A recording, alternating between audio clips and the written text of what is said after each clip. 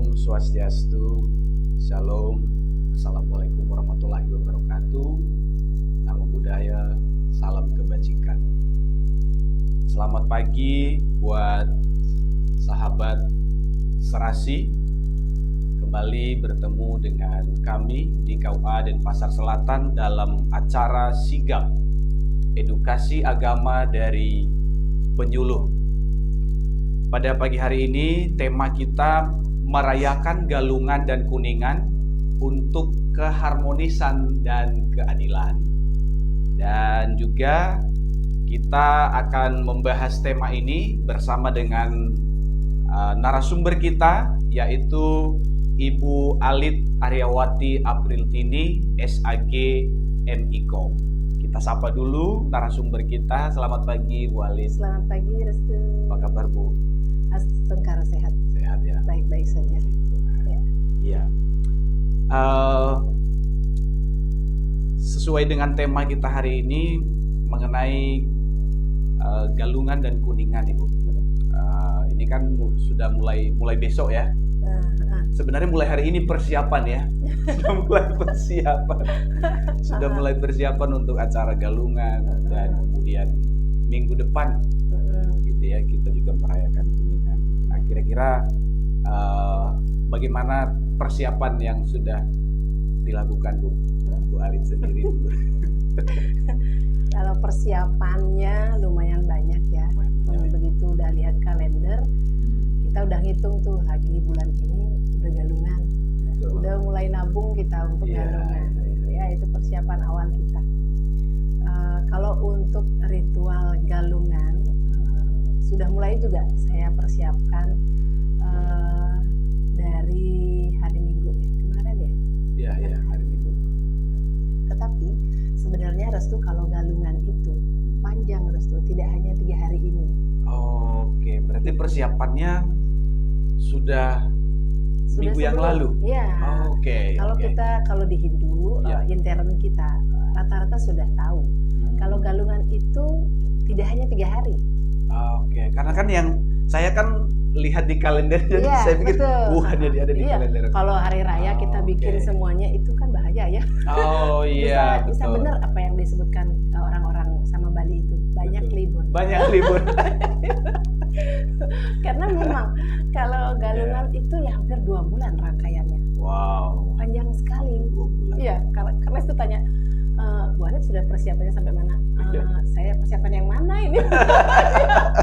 Persiapan untuk 3 hari ini. Karena kan saya lihat sudah mulai. Teman-teman yang di kantor kan masih masuk kerja. Jadi saya pikir, mungkin berarti baru paling sore ini persiapan karena acaranya sesuai dengan yang ada di kalender. Betul. Dan ternyata 2 bulan ya. Iya, hampir 2 bulan.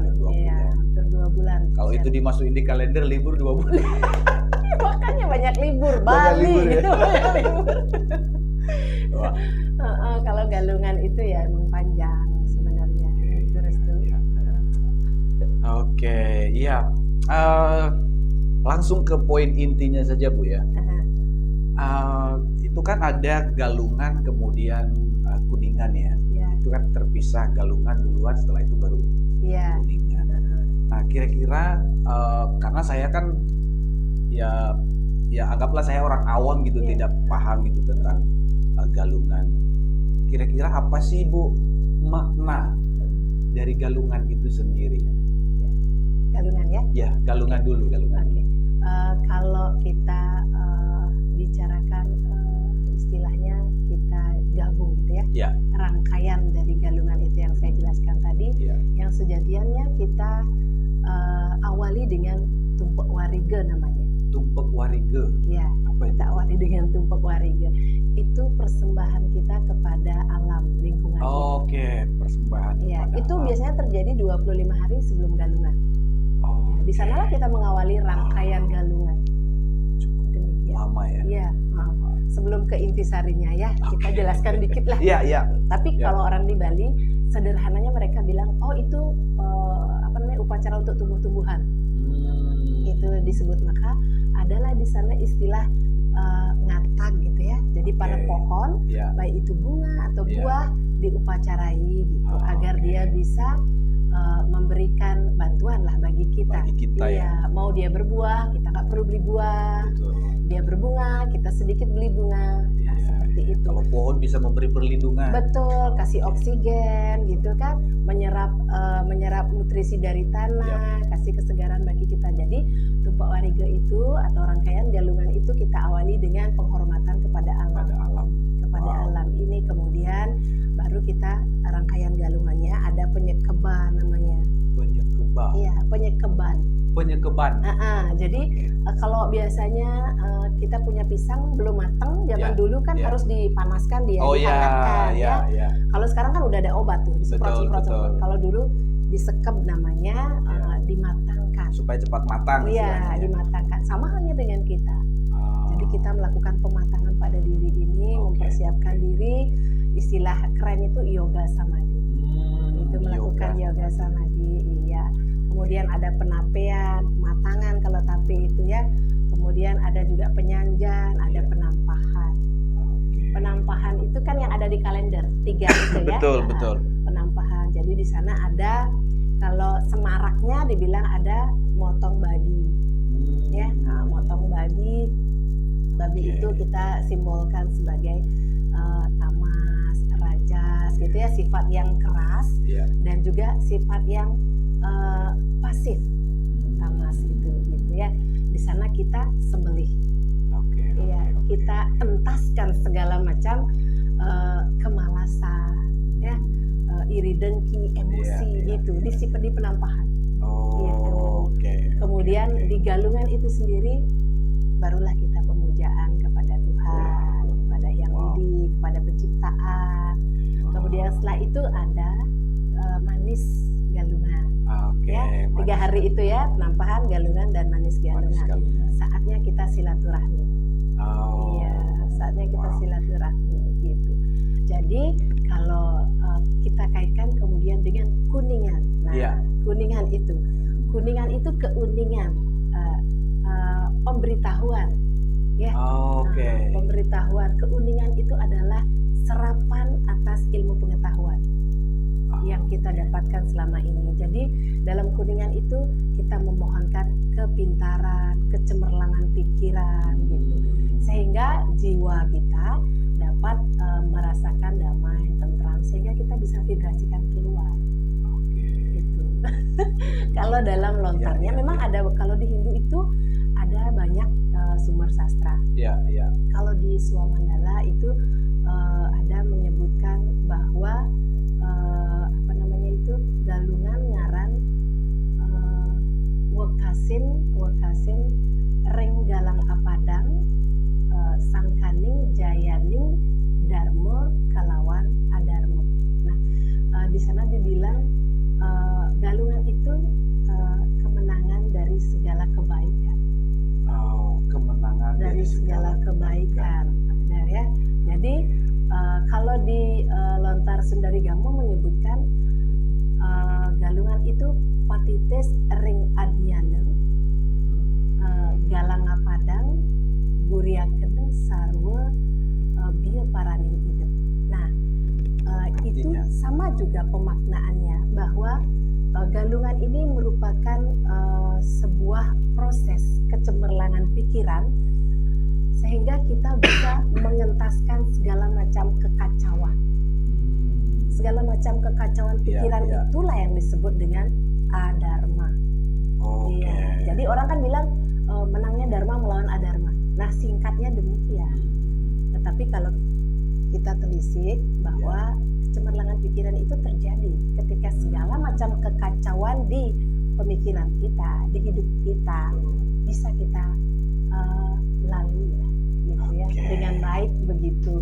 Jadi perlu dia kuningan, kepintaran, kebijaksanaan, kecemerlangan pikiran, demikian. Wow. Jadi dari rangkaian panjang yang disiapkan tadi ya, sehingga bisa mencapai kemenangan. Ya, kemenangan. Betul. Dan kemudian dilanjutkan dengan kuningan dengan tujuan untuk mendapatkan hikmat begitu ya. Iya. Sehingga kadang-kadang kan kita sudah memperoleh kemenangan sehingga kurang bijak, pada akhirnya kembali lagi Iya, kembali lagi kita ke titik nol kita. Iya, ke titik nol kita. Wah, ini luar biasa ya. Berarti memang persiapan galungan ini cukup panjang ya. Saya baru saya sendiri saya baru tahu nih, karena selama ini kan saya pikir wah ini yang ada di kalender ini 3 hari berarti hanya itu. Jadi persiapannya ya mungkin 2 hari. Ternyata wah 25 hari sebelumnya. 25 hari sebelumnya dan sudah kemudian mulai. Sebulan setelahnya. Ada namanya pemacekan agung ya. Di sana kita menancapkan bahwa kemenangan kita jangan sampai kendor.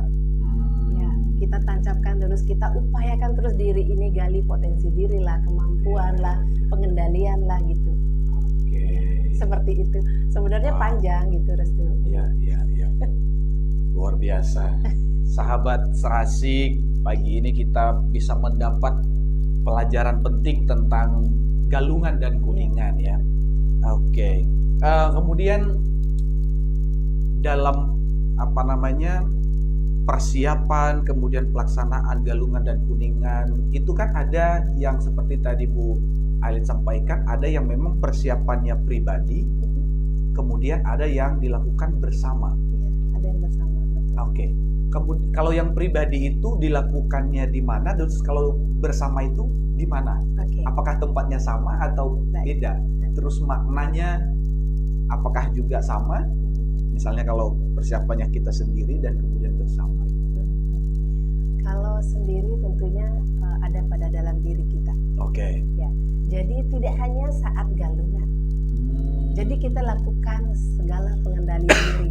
Anyakom indriya gitu orang bilang ya. Jadi kita harus mengendalikan diri setiap saat. Tetapi itu sangat sulit tentunya ya. Betul.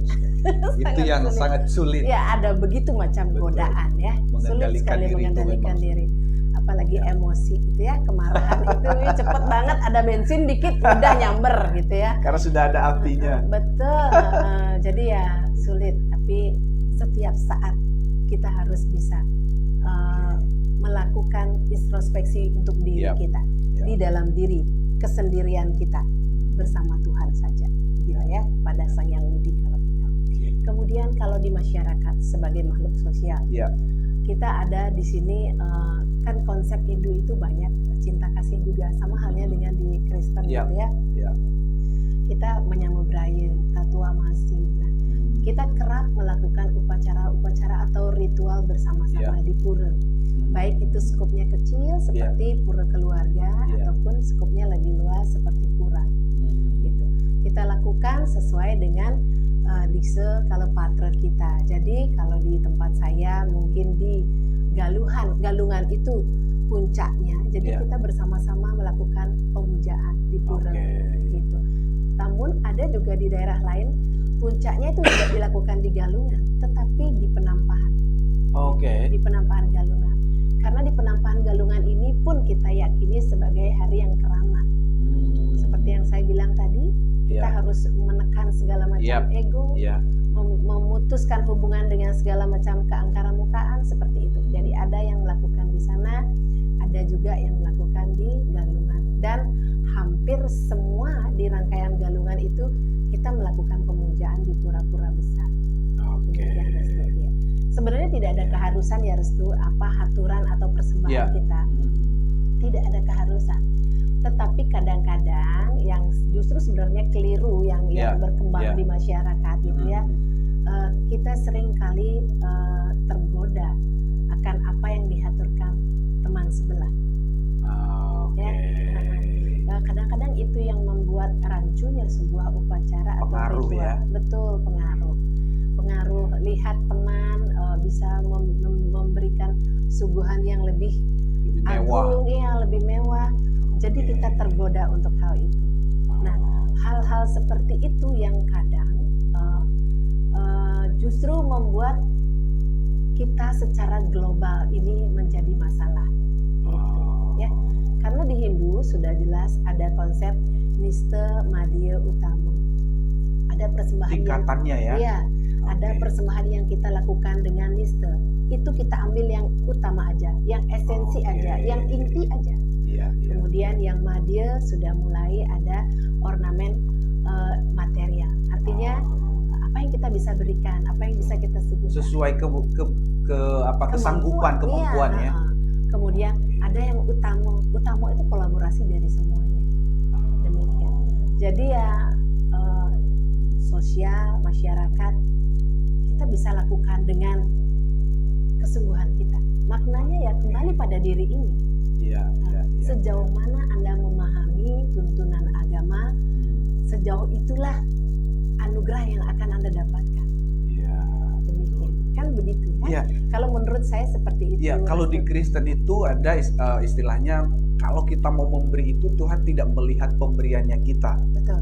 Tapi bagaimana hatinya kita ketika kita memberi. Kalaupun pemberiannya kita besar, tapi kalau motivasinya salah, itu tidak akan berkenan kepada Tuhan. Tapi kalau hati kita benar, memberinya juga mungkin tidak seperti orang lain, tapi kita memberinya sesuai dengan kemampuan, dengan hati yang tulus, yaitu yang berkenan kepada Tuhan. Karena kita tidak gunakan alat ukur kita. Iya, betul sekali. Kita ini siapa ya? Hanya manusia. Kita nggak kepake alat ukur kita. Gitu. Kita hanya bisa dengan Tuhan. Bagaimana kita? Tuhan yang tahu apa yang ada dalam diri kita. Nurani kita berbicara seperti apa? Apa yang kita persembahkan itu jalannya dengan cara apa? Tentu sudah diketahui. Wow, ini menarik sekali, sahabat Serasi yang ada di Kabupaten Pasar Selatan. Jadi apapun yang kita lakukan tidak dilihat dari seberapa besar yang kita berikan atau seberapa banyak yang kita lakukan, tapi bagaimana hati kita dan juga motivasi kita di dalam melakukannya. Oke. Pertanyaan selanjutnya ya, Bu Alit. Saya sering sulit-sulit. Tidak sulit. Ini sesuai dengan kenyataan yang saya lihat juga. Biasanya kalau acara-acara keagamaan Hindu, misalnya galungan, kulingan, itu selalu saya lihat ada penjor. Gitu. Nah, saya apakah itu hanya sekedar memang dibuat sebagai hiasan atau mungkin ada makna di dalam penjor itu? Dalam sekali sebenarnya maknanya, Restu. Nah, itu dia. Itu yang pengen kita tahu. Galungan itu emang identik dengan penjor. Penjor ya. Dan bahkan penjor adalah simbolnya galungan. Kalau ada penjor ada galungan gitu ya. Dalam penjor itu sederhananya itu ada semua kekayaan alam. Pala bungkah, pala gantung gitu ya. Jadi di penjor itu disematkan ada kayak kekayaan alam, kayak ubi, kayak jagung, tebu, ya, ada bantal, ada tape, ada uli. Itu sebenarnya ornamen pokoknya. Ada porosan. Nah, itu simbol kekayaan alam. Itu simbol kekayaan alam. Itu simbol naga basuki gitu orang bilang ya. Jadi simbol kesejahteraan. Simbol kesejahteraan. Penjor itu simbol kesejahteraan. Kalau penjor orang bilang, kalau zaman dulu penjor itu harus dibikin dengan bambu. Bambu itu ada ruas-ruas dalam. Iya, betul. Itu mungkin dimaknakan atau diberikan nilai filosofis bahwa hidup ini ada fase-fasenya. Ya, ada fasenya. Jadi di samping dia merupakan simbol kesejahteraan, simbol alam semesta ini, dia juga simbol fase, ya. Namun ketika dia telah diberikan kalau kita bilang eteh-eteh gitu ya, kalau kita bilang eteh-eteh penjor pun daging gitu ya. Kalau sederhananya kita bilang udah isi ornamen-ornamennya. Karena dalam penjor juga ada simbol alam yang dalam lamanya itu digambarkan ada bintangnya, ada mataharinya, kemudian ada alam ini, ada alam bawah.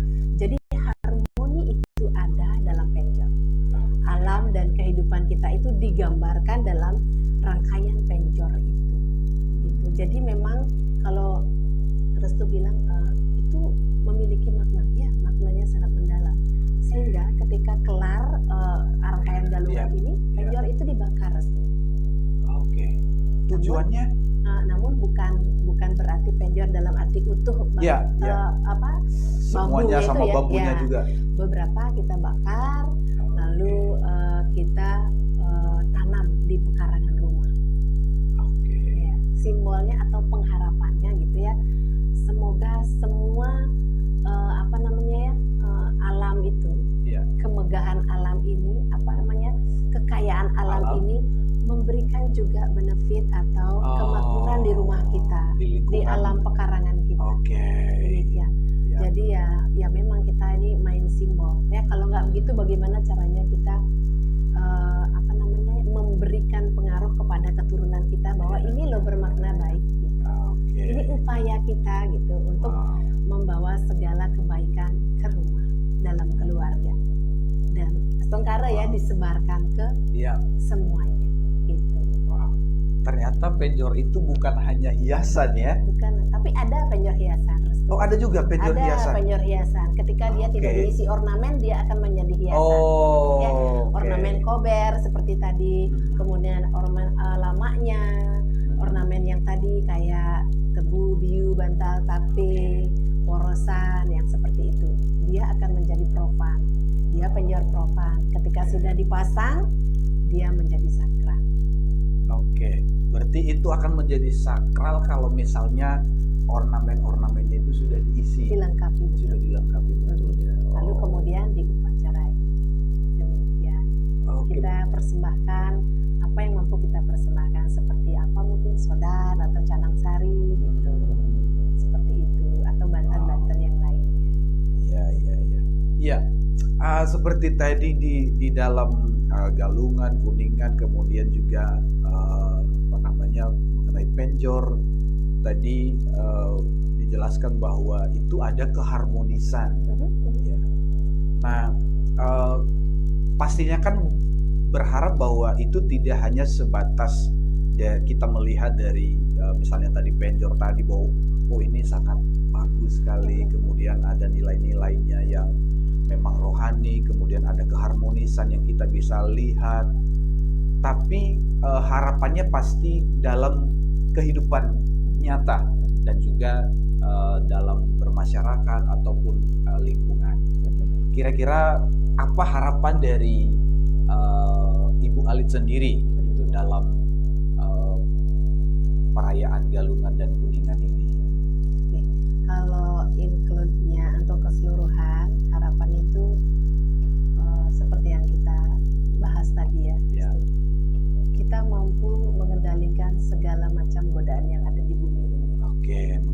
Karena itu bioparaning idep namanya ya. Segala sesuatu yang memberikan kekacauan dalam pikiran kita, itu yang semestinya perlu kita tekan, atasi. Karena kalau dihilangkan kayaknya nggak mungkin ya Restu ya. Sulit. Ya, kita bukan dewa gitu, kita bukan Tuhan gitu. Selama kita masih hidup.